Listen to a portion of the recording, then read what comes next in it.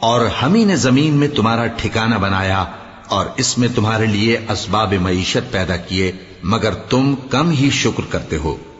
اور ہم ہی نے تم کو ابتدا میں مٹی سے پیدا کیا، پھر تمہاری شکل و صورت بنائی، پھر فرشتوں کو حکم دیا کہ آدم کے آگے سجدہ کرو، تو سب نے سجدہ کیا لیکن ابلیس کہ وہ سجدہ کرنے والوں میں شامل نہ ہوا۔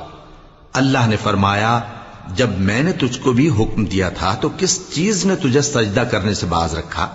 اس نے کہا کہ میں اس سے افضل ہوں، مجھے تو نے آگ سے پیدا کیا ہے اور اسے مٹی سے بنایا ہے۔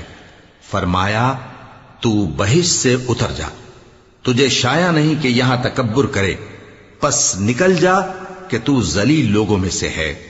اس نے کہا کہ مجھے اس دن تک مہلت عطا فرما جس دن لوگ قبروں سے اٹھائے جائیں گے۔ فرمایا، اچھا، تجھ کو مہلت دی جاتی ہے۔